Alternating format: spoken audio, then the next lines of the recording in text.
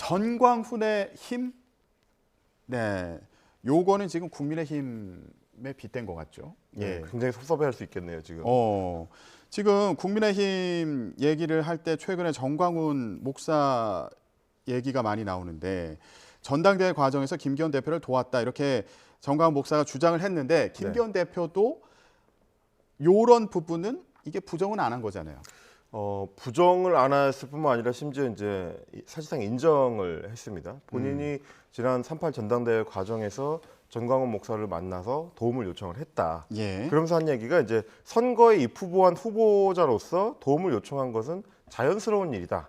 그 일 자체가 문제는 아니다라고 이제 선을 그은 거고, 동시에 이제 그 당시에 만났을 때 전광훈 목사가 좀 무리한 요구를 했다. 향후에 공천관리위원장을 인선할 때, 내년 총선을 앞두고 공관위를 꾸릴 때 공천관리위원회에 대해서 자신의 동의를 받으라고 했다는 거예요. 근데 사실 이 얘기는 저희가 좀 익숙한 게 지난번에 황교안 대표도 비슷한 폭로를 한 적이 있는데 2020년 총선을 앞두고 정광훈 목사하고 일종의 이제 연대를 형성하고 있을 때 정광훈 목사가 그 당시에도 공천관리위원회 위원장에 본인이 원하는 인사를 꽂으라고 요구를 했었다는 거잖아요. 그러면서 이제 국회의원 10자리 정도 그 이상을 내놔라라고 했었다는 건데 이번에도 마찬가지 요구를 했었고 그래서 이제 김기현 대표는 그건 거절했다. 그랬더니 본인을 뭐 공격하더라 이렇게 정리를 했습니다. 근데 이제 그것만으로는 지금 제기되고 있는 국민의힘을 향한 의혹을 충분히 해소하기가 좀 부족한 것이 일단 두 사람이 다 걸려 있는 게 사실상 인정이 된 셈입니다. 일단은 김기현 대표는 인정했고 김재원 최고위원 같은 경우도 뭐 최고위원에 당선되자마자 정광훈 목사 예배에 달려가 가지고 여러 좀 논란이 될 만한 발언들을 했었고요. 문제가 되는데도 불구하고 반복적으로 그 얘기를 했었습니다. 그러다 보니까 그때도 제기했던 게 뭐냐면 수석 최고위원이 되는 과정에서 혹시 정광훈 목사의 직접적인 어떤 도움을 받았던 거 아니냐 이런 얘기가 있었거든요. 근데 이번에 또 역시 마찬가지로 정광훈 목사가 김기현 대표 얘기할 때 김재원 최고위원의 이야기도 끼워 넣었습니다. 본인이 와가지고 광화문 집회의 그 무대에 설 수 있게 요청을 했다. 지금 이제 최고위원 이 경선 앞두고 있는 상황에서 아슬아슬하기 때문에 표를 좀 끌어모아야 된다라고 김재원 최고위원이 부탁을 했다는 거지 않습니까? 그렇다는 얘기는 지난 3.8 전당대회 과정에서 어떻게 보면 주요 후보 그것도 수석 최고위원에 당선된 사람과 당 대표에 당선된 사람이 다 정광훈한테 달려갔다.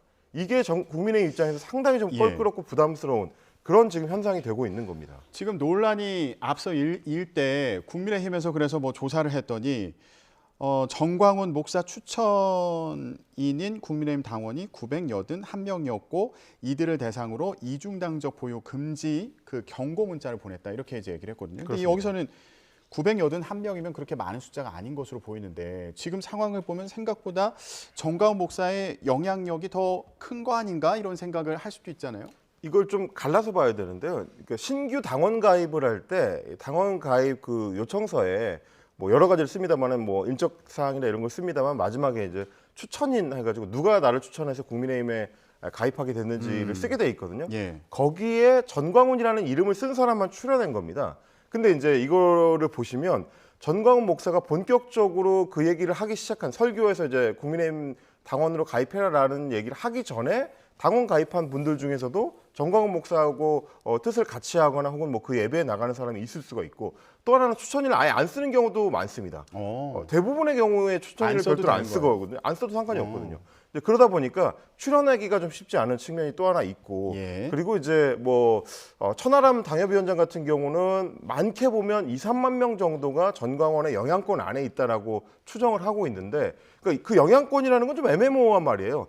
정광훈 목사가 시켜서 당원에 가입한 사람만 얘기하는 게 아니고 정광훈 목사가 이쪽을 가라라고 하면 거기에 따라갈 만한 사실상의 추종자들이 숫자가 상당하다라는 얘기도 될 수 있는 거기 때문에 그거는 이중당적을 가려내는 거하고는 또 별개의 문제인 거고요. 또 하나는 뭐냐면 981명 특정했다고 해서 그 사람들이 다 이중당적이라는 거를 확정적으로 얘기할 수 있는 건 아닙니다. 왜냐하면 이거 이중당적이라는 걸 밝혀내려면 소위 자유통일당, 그러니까 정광훈 목사가 이끌고 있다는 그 정당의 당원 명부하고 국민의힘의 당원 명부를 맞춰봐야 되는데 상대당에서 그걸 해줄 리가 없거든요. 그러니까 이걸 사실상 밝혀내기 어렵다. 그러니까 제스처로서는 의미가 있지만 실효성에서는 상당히 좀 여지가 많은, 좀 부족한 부분이 많은 그런 방안이다. 이렇게 봐야 될 것 같습니다. 그러면 국민의힘에서는 일단 이런 식으로 뭐 조치를 하고 있다 이런 움직임은 보여주고 있는데 실질적으로 논란은 지금 계속되고 있는 거잖아요. 정광훈 그렇죠. 목사의 영향력이 큰 거 아니냐, 뭐 영향을 받는 거 아니냐 이런 의심을 하는 경우도 이제 생기게 되는데 이거를 확실히 끊어낼 수 있는 방법이 있을까요?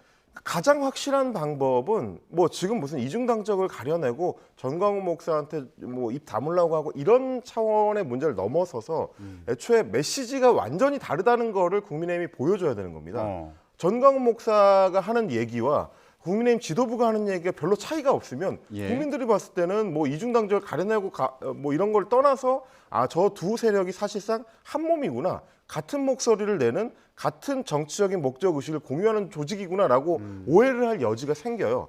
그래서 이제 예를 들면 뭐 4.3 사건에 대한 발언이라든지 5.18 광주 민주화 운동에 대한 발언이라든지 이런 데에서 전광훈과 갈라지는 뚜렷한 차별점을 보여줘야 된다. 예. 그게 더 확실한 방법이다라는 거를 국민의힘에는 좀 말씀드리고 그러면 싶습니다.